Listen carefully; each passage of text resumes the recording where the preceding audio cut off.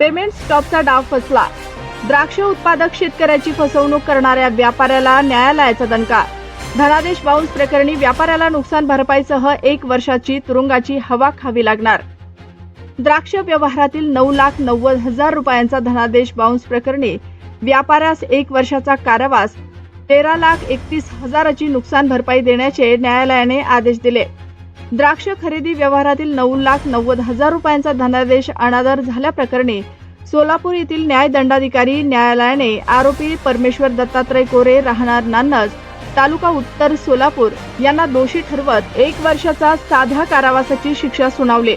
तसेच फिर्यादी रमेश वामन अवताडे, राहणार विरवडे, तालुका मोहोळ यांना 13,31,500 रुपयांची नुकसान भरपाई 1 महिन्याच्या आत देण्याचे आदेश न्यायालयाने दिले. न्यायालयात सादर झालेल्या पुराव्यानुसार फिर्यादी रमेश अवताडे यांनी एप्रिल ते मे 2020 या कालावधीत आरोपीला 22,38,194 रुपयांची द्राक्ष विकली होती. त्यापैकी 12,48,194 रुपये अदा करण्यात आले. मात्र उर्वरित 9,90,000 रुपयांचा देयकासाठी आरोपीने दिलेला धनादेश बँकेत सादर केल्यानंतर पेमेंट स्टॉप्ड बाय ड्रॉवर या कारणानं अनादरित झाला. त्यानंतर कायदेशीर नोटीस बजावूनही रक्कम न दिल्यानं फिर्यादीने परक्राम्य सल्लेख अधिनियम 1881च्या कलम 138 अंतर्गत न्यायालयात दावा दाखल केला. सुनावणी दरम्यान आरोपीने धनादेश हरवल्याचा तसेच फिर्यादीने धनादेशाचा गैरवापर केल्याचा बचाव मांडला. मात्र साक्षीदाराचे जबाब, बँकेचे दस्तावेज आणि इतर पुरावे तपासल्यानंतर न्यायालयाने आरोपीचा बचाव अविश्वसनीय ठरवला. फिर्यादीने कायदेशीर देयकाच्या वसुलीसाठी दिलेला धनादेश आरोपीने जारी केल्याचे सिद्ध झाल्यानं न्यायालयाने आरोपीला दोषी ठरवले.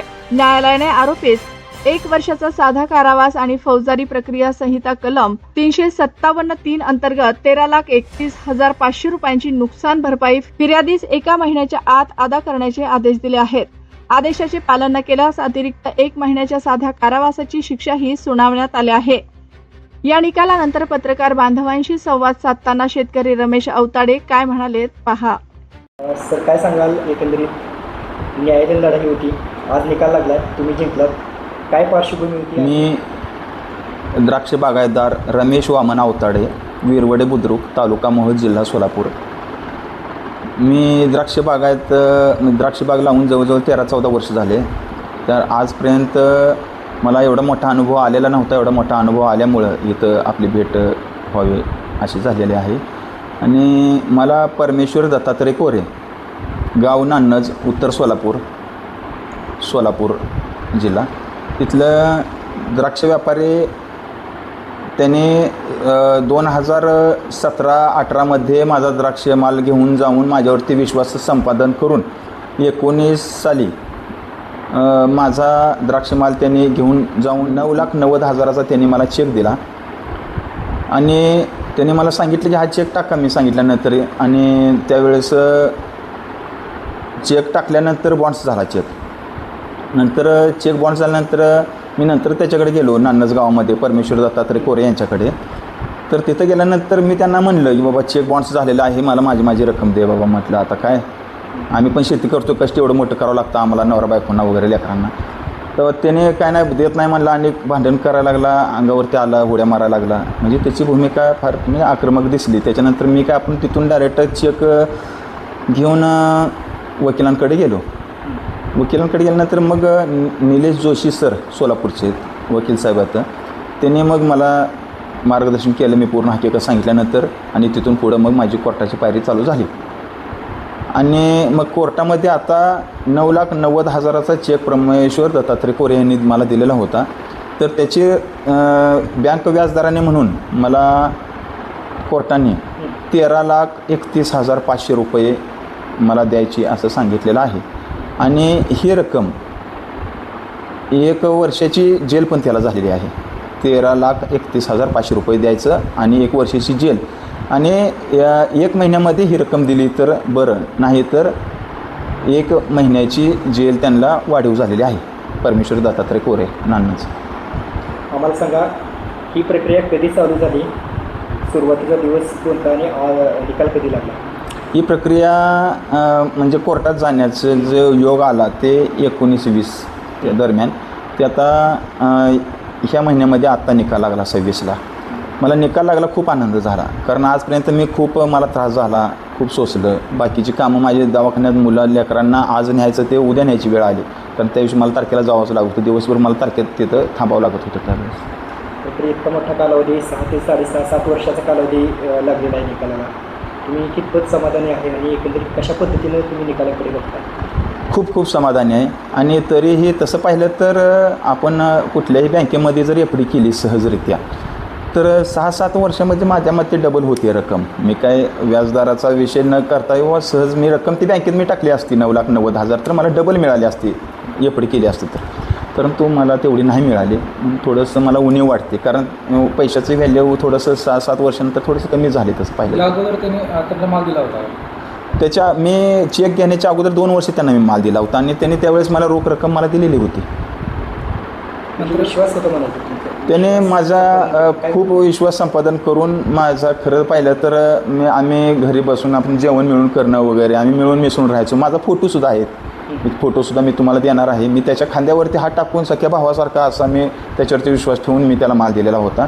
परंतु त्यांनी मला केसाने गळा कापला खरं पाहिलं तर. सोलापूर जिल्ह्यातील शेतकऱ्यांना काय आवाहन करायचं? मला सोलापूर जिल्ह्यातील शेतकऱ्यांना एक सांगायचं आहे, आपलं विठुरायाचं पंढरपूर या ठिकाणी मागं गेल्या 3 वर्षाखाली तिथं असंच द्राक्ष बागायतदार संघाची मिटिंग होती. तिथंसुद्धा मी परमेश्वर दत्तात्रय कोऱ्याचा विषय मी मांडला होता. कारण व्यापारीवाल्या असे येतात 2-3-4 वर्ष डाळिंब बागायतदार असतील, तुमचे द्राक्ष बागायतदार असतील, अन्य पेरू असतील, कुठल्याही बागायतदारांना एक विनंती आहे हात जोडून की त्यांनी उधारी माल होता तेवढं देऊ नये आणि जर द्यायचा असेल तर चेक घ्यावा त्यांनी. आणि चेक घेतला तरीही 2 वेळा 1 वेळा बॉन्ड्स करून त्यांनी शांत बसतात. शांत न बसता त्यांनी सरळ आपलं चांगलं व्यवस्थित चांगले वकील पाहून कोर्टात लढाई करावी. भलं न्याय मिळायला वेळ लागेल, परंतु न्याय देवता न्याय देतेच. थोडासा विलंब लागेल, वेळ लागेल आणि त्यांनी न थांबता न्यायासाठी म्हणून झगडत राहावं. म्हणूनच माझे जास्त प्रयत्न चालू आहेत की जी मला ही वेळ एवढी मोठी आलेली आहे, एवढे वर्ष थांबण्याची किंवा खूप खूप त्रास झाला. मला संध्याकाळी 12-1ला जर मला जाग आली तर मी रात्रभर मी झोपत नव्हतो, कारण मी एवढा मोठा माझा माल दिलेला होता द्राक्ष माल. ठीक आहे, मी एकटा मी मालक नव्हतो, मी असेल माझी पत्नी मुलं सर्वजण आम्ही भरपूर आम्ही कष्ट करत होतो. मी काय एकटा मालक नव्हतो. मला वाटत होतं की मी माझ्या कुटुंबावरती अन्याय केलेला आहे, अन्याय करतोय असं मला वाटत होतं. तर असा प्रकार द्राक्ष बागायत शेतकऱ्यांना द्राक्ष उत्पादक शेतकऱ्यांच्या बरोबर जास्त करताना दिसते. शेतकरी व्यापाऱ्यांबरोबर विश्वास ठेवून माल देतात आणि असे प्रकार जास्त करतात. असा प्रकार झालेला शेतकरी अनेक आपल्या सोलापूर जिल्ह्यातून किंवा बाहेरून अनेक शेतकरी आहेत. त्यांना काय सांगा वाटतं की पहिला तर उधारी माल देऊ नये एक. आता माझा अनुभव वैयक्तिक पाहिलं तर, आणि जर द्यायचंच असेल तर पूर्ण त्याची खात्री करून की बाबा चेक म्हणजे सर्वस्व नव्हतं, कारण आहे परंतु वेळ खूप जातो आहे त्याच्यामध्ये. म्हणून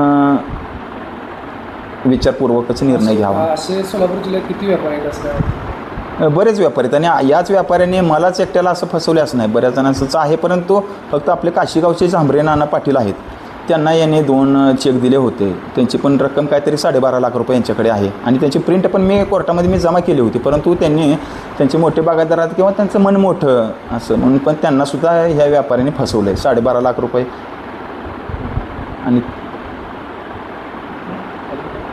सांगा की आता तुम्ही झांबरे नानाचा उल्लेख केला, नानांची या प्रक्रियेदरम्यान काय बोलणं झालं का? तुम्ही त्याची भेट घेतली होती का? तुम्ही त्यांच्याशी चर्चा केली होती? मी नानांची भेट घेतली.